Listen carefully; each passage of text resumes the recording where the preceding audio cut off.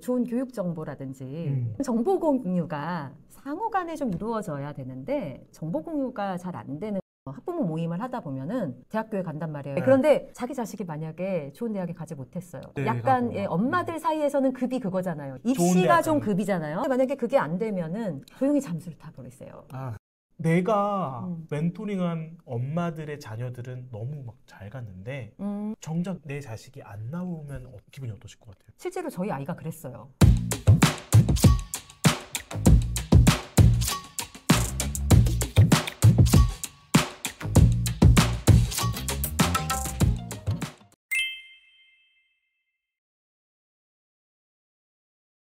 안녕하세요. 가든패밀리 프로스입니다. 여러분 오늘 정말 특별한 분을 모셨습니다. 바다별 에듀 이혜성 작가님을 모셨는데요. 시청자분들께 현재 온 오프라인에서 어떤 활동을 하고 계신지 말씀 한번 부탁드려도 될까요? 우리 이제 유아 초등 친구들이 어떻게 하면 영어를 자연스럽게 습득할 수 있는지에 대한 콘텐츠를 한 6년여 전부터 이제 유튜브에서 전해오고 있다가요. 여러 가지 이제 부작용도 많이 보게 되고 더 많은 이들에게 더 좀 쉽고 자연스럽게 영어를 배울 수 있는, 재미있게 배울 수 있는 방법을 연구하다가 보니까 그를 좀 보완할 수 있는 것들이 이제 교육과 어떤 심리학 쪽에서의 어떤 그 통찰이더라고요. 그래서 그런 것들을 두루 다루면서 다양한 교육 인사이트를 전하고 있는 바다별 에듀 대표 이혜성이라고 합니다. 반갑습니다.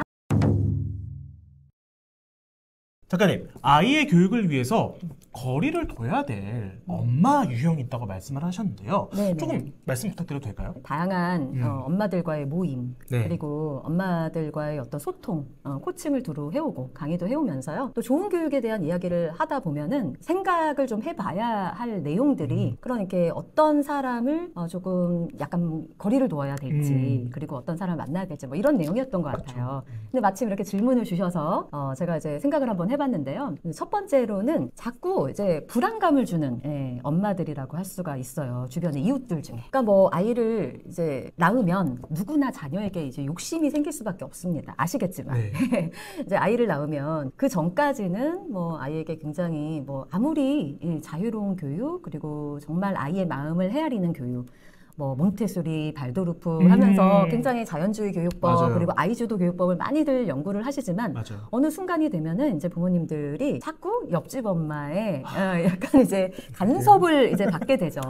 그럴 때 이제 주로 어떤 말씀들을 하시냐면 뭐 이건 뭐 저도 이제 겪었던 일이긴 한데요. 이제 아이들을 키우다 보면 저는 이제 강북에 사니까 엄마들 중에 지금 강남으로 가지 않으면 큰일 난다. 이렇게 얘기를 하는 그런 뉘앙스의 말들을 많이 하시는 분들이 계셨던 것 같아요. 불안감 조성. 그렇죠. 그러니까 뭐 큰일 난다라는 말 사실은 실체가 저는 있는 말은 아니라고 생각해요. 실제로 이제 큰일이 나는 것이 무엇인지 이제 물어보면 대답할 수 없잖아요. 근데 말만 막히죠. 그렇죠. 그리고 뭐 비슷하게는 강남에 있는 아이들은 몇 년을 나가는 줄 아느냐. 그래서 그런 이야기들이 이제 주변에서 이제 많이 들리기 시작하면 아무리 발도르프 몬테소리 하던 엄마들도 흔들립니다. 두 번째는 이렇게 말씀드릴 수 있을 것 같아요. 뭘 이야기해도 안 된다고 하는 사람이 있습니다. 부정적인 것 자체가 나쁘다고 생각하지 않습니다. 왜냐하면 이제 부정적으로 바라볼 때 무엇인가 또 비판적인 사고력이 이제 생길 수 있는 그런 여지가 될 수 있기 때문에 하지만 뭐 대안도 없이 일단 먼저 안 된다라고 얘기를 하는데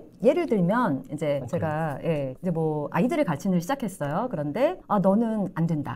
너는 이렇게 털털하고 제가 실제로 이렇게 꼼꼼하지는 못한 성격이에요. 근데 이제 이렇게 털털한 아이가 어떻게 하겠니? 라든지 요즘에 이제 MBTI 검사 이게 너무나 많이 대유행이잖아요. 근데 사실은 이걸 좋지 않게 보는 이제 심리학자들 굉장히 많습니다. 왜냐하면 사람을 이원화해서 이렇게 몰아가는 측면이 있어요. 너 P잖아. 너 P인데 너 J도 아닌데 어떻게 네가 뭐 무엇을 운영을 할 수가 있겠니? 이런 식으로 이제 사람을 나누고 이제 성격의 개선의 여지를 두지 않는 분들인 거죠. 사실은 이분들의 마음속에는 이렇게 질투심이 좀 있는 거예요. 그런 가능성을 자꾸 제한하는 그런 사람들이라면 약간 좀 거리를 두어야 할 사람이 아닐까 이런 생각을 합니다. 세 번째는요. 상대에 대한 어떤 배려심이 없는 사람이라고 말씀드리고 싶어요. 예. 그리고 아이들이 이 배려심을 배우기에도 참 어려움이 많다라는 네. 생각이 좀 들어요. 왜냐하면 이제 우리 교육 환경 자체가 상대를 눌러야지 올라갈 수 있는 그런 그쵸. 교육 환경이기 때문에. 근데 이제 엄마들 간의 관계에서도 이렇게 상대에 대한 배려심이 없이 관계를 하시는 분들이 꽤 계세요. 예를 들면은 그 워킹맘이어서 이제 엄마들 모임에 참여하기 어렵다거나, 네, 그리고 둘째를 낳아서 아이가 어려가지고 참석하기 힘든데 은근히 어떤 모임을 만들어서 이제 왕따를 뭐 조장을 한다든지 뭐 그런 일들이 실제로 좀 있을 수가 있고요. 그리고 나만의 어떤 사정이 있는데 사정을 배려하지 못하는 거죠. 그리고 또 사교육을 어쩔 수 없이 많이 하시는 분들도 계세요. 그쵸. 예, 워킹맘이라든지, 워킹맘이니까. 예, 네. 내가 한번 잘 우리 아이에게 자기 주도적인 학습 잘 시켜보고 싶지만 현실적으로 어려운 분들도 많다라는 시간이 거를 없으니까. 예, 네. 제가 또 알거든요. 사교육을 하는 친구인데 자꾸 이제 면전에서 사교육 쓸데없다 이런 없이 눈치 그렇게 없이 그런 말들을 하시는 그런 분들도 또 있으실 거예요. 아마 이제 많은 분들이 아마 겪으셨을 텐데 이런 이야기들의 원인을 이제 파고 들어가 보면 상대에 대한 어떤 배려심이 없는 거예요. 또 배려심이 없는 사람들이 많이 하는 행동이 있어요. 뭐예요? 굉장히 자랑 중에 가장 악성 자랑이 있다고 합니다. 자식 자랑이라고 하더라고요. 예, 너무나 예민한 부분이라고 맞아요. 저는 좀 네. 생각을 해요. 예, 그래서 저도 경험을 했던 것 같아요. 어떤 모임을 나가면 그분은 계속해서 자기 아이 얘기만 하는 거예요. 다른 이야기들도 좀 번갈아서 얘기를 하면 모르겠지만 만났다 하면 그냥 우리 아이가 어제 뭐 어떤 했다. 일이 있었고 뭐 점수를 이렇게 받았고 어느 학원에 가서 이렇게 높은 결과를 얻었고 이런 게 이게 너무 많이 하면은요 그 듣는 사람들이 조금 실제로 심리적으로 어려움을 겪습니다. 너무 그렇게 자랑을 하는 사람들은 약간 거리를 둘 필요가 실제로 있다고 저는 생각을 합니다. 이것도 아주 엄마들 사이에서는 되게 흔한 이야기인데요. 이제 좋은 교육 정보라든지 정보들이 있잖아요. 네. 알고 싶은 정보, 나만의 정보 이런 거, 고급 정보. 예, 네. 고급 정보, 예, 이런 정보 공유가 상호간에 좀 이루어져야 되는데 정보 공유가 잘 안 되는 그런 가정들도 좀 있는 것 같아요. 아, 예. 잠깐만 저도 그런 얘기 들었어요. 어, 엄마들이 네네. 진짜 노른자 정보는 음. 아이들이 다 대학교까지 가면 얘기한다고 하더라고요. 예를 들면 실제로 저도 이 엄마표 용어를 이렇게 저한테 배우고 싶어가지고 은근히 함께 저랑 좀 친하게 지내고 싶어하는 어떤 친구가 있었습니다. 예, 예. 그 친구의 자녀가 실제로 이제 소설책까지 있는 단계에 이르렀어요. 오, 영어 소설책까지요? 네, 왜냐하면 이제 오. 지속적으로 저랑 이렇게 나눔을 하면서 마치 제가 이렇게 우리 엄마분들에게 강의를 하듯이 이야기를 굉장히 많은 정보를 줬었거든요. 네. 그런데 어느 소설 단계까지 가고 이제 저를 더 이상 만나서 이제 얻을 것이 없다라는 어떤 그런 판단이 좀 든 시점에서 연락을 끊으셨다고요? 예, 아, 약간 소원해지셨다고요? 예, 소원해지는 그런 관계가 되어버린 적이 실제로 있었습니다. 저는 좀 깊이 있는 만남을 항상 추구하는 편이라서 조금 당황스러웠어요. 저는 이제 이 영어 때문에 이 친구가 저를 만났다라고 생각하지 않았는데, 예, 예.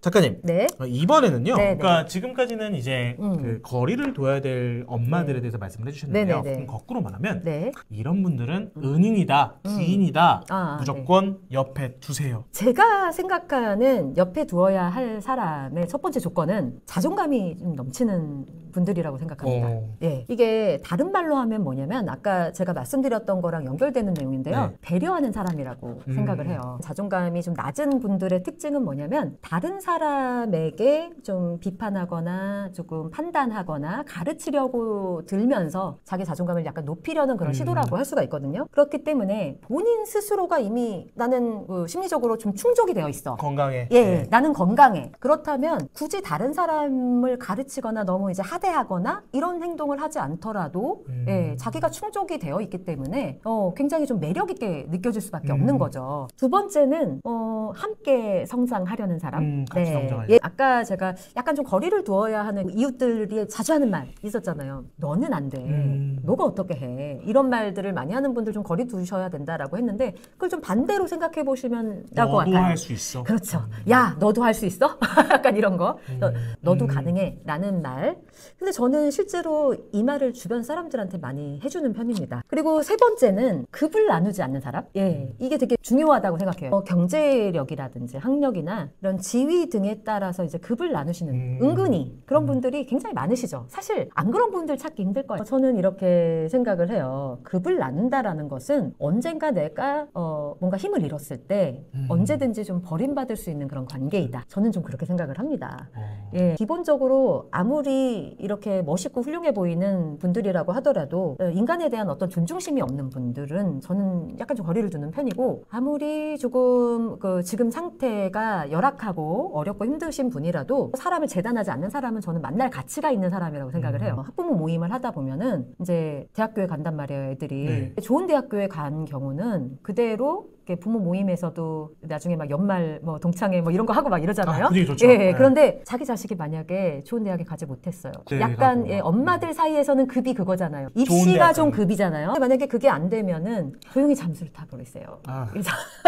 그래서 저는 이게 잠수 탄다라는 것에 대해서 뭐예요? 굳이 잠수를 탈 필요가 있을까? 현실이기는 하지만 그 잠수를 타버리면은 사실은 우리 아이에 대해서 나는 마음속으로 급을 나누고 있었던 것은 아닌가? 저는 좀 그런 생각을 해요. 그래서 그 급이 만약에 좀 안 맞는다고 생각하면은 남들한테 보기에 좀 부끄럽게 되는 거잖아요. 이렇게 아이 때문에 잠수를 타는 일은 참 아이에게 못할 짓이다라고 저는 좀 생각을 하고요. 예. 작가님께서는 네. 작가님이 이제 많은 학부모님들을 멘토링 하시잖아요. 네. 내가 멘토링한 엄마들의 자녀들은 너무 막 잘 갔는데 정작 내 자식이 안 나오면 기분이 어떠실 것 같아요? 실제로 저희 아이가 그랬어요. 그래서 고등학교 때 올라오니까 이제 많은 분들이 뭐 요즘에 그게 또 하나의 콘텐츠예요. 그래서 네. 막 초등학교 때 잘했는데 고등학교 때 뭐 성적이 떨어지고 막 이런 얘기 굉장히 많이 하시잖아요. 근데 실제로 그런 아이들이 얼마나 많은데, 예, 그 아이들의 마음도 좀 생각해 주셨으면 좋겠다라는 생각이 드는 게, 제 아이도 실제로 그랬고요. 물론 이제 영어는 1등급이 나오긴 했어요. 영어 잘하는 아이니까. 근데 그 학교에서는 항상 급을 나누잖아요. 등급이라는 게 있는데 이 숫자로서 우리 아이가 그 판단되어지는 거에 대한 어떤 아쉬움, 그리고 너무나 너무 슬픔, 우리나라 교육 현실의 슬픔 이런 것들을 많이 느꼈었는데 그걸 우리 아이도 느끼고 있었더라고요. 그래서 굉장히 학교 생활 내내 힘들어했었고, 왜냐하면 자기는 영어를 잘해서 영자신문 만드는 반에 가가지고 자기가 라이팅을 다 고쳐준 어떤 언니가 그 언니는 막 높은 대학에 막 갔어요. 근데 자기는 정작 다른 어떤 과목이라든지 그게 안 되니까.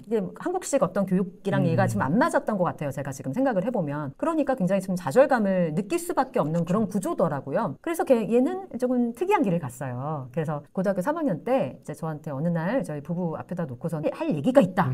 이제 저는 좀 입시를 좀 벗어나서 내가 무엇을 하고 싶은지 좀 찾고 싶다. 이렇게 얘기를 해서 대학을 안 갔어요. 아이가 너무 단호했기 때문에 안 갔었고, 다양한 뭐 창업도 조그맣게 해보고, 자기가 직접 창업해봤어요. 그리고 정식 회사에 들어가서 여러 가지 업무도 이렇게 맡아보고, 다행히 그 이사님이 굉장히 좀 열린 분이셔갖고 학력과 상관없이 이렇게 면접으로 뽑는 분이었는데 저희 아이가 되었던 거예요. 좀 성장하는 곳에서 어느 하나 팀을 이끌고 있는 그런 상황입니다. 그래서 이제 조만간 독립을 앞두고 있어요. 다음 달에 이제 23살이 되는 이 시점에서 직장 가지고 자기 밥벌이 하면서 독립을 할 수 있는 상황에 이르렀고, 저는 제 아이가 굉장히 좀 자랑스러워요. 예, 과연 이게 사회가 나누는 그 급에 맞추어서 가는 길이 과연 우리 아이를 위한 길인가? 라는 어떤 질문을 스스로 좀 해보실 때 꼭 그것만이 정답은 아닐 수도 있다. 실제로 문은 이제 두드리는 사람에 의해서 열리게 되는 것이거든요. 그런 걸 제가 굉장히 많이 느꼈습니다. 그럼 누구를 도대체 만나야 되느냐? 라고 했을 때 저는 한마디로 사람 책이라고 할 수가 있어요. 그래서 이게 책이라는 말은 어떤 사람의 스토리잖아요. 네. 그렇기 때문에 이게 꼭 종이 활자로 된 책이 아니어도 괜찮다라고 저는 생각을 합니다. 그런데 이제 저는 그 사람 책 중에서도 이제 여러분들이 좀 분별하실 수 있으면 좋을 것이, 이제 결과만 보지 않고 좀 멀리 볼 수 있는 사람. 이게 되게 중요하다고 저는 생각을 합니다. 근데 이거는 사실은 인문학적인 좀 통찰이 필요하다고 생각을 해요. 그래서 인문학 고전이라든지 그래서 지식 같은 것들보다는 지혜가 있는 사람에게서 많은 통찰을 얻을 수가 있다고 생각을 하거든요.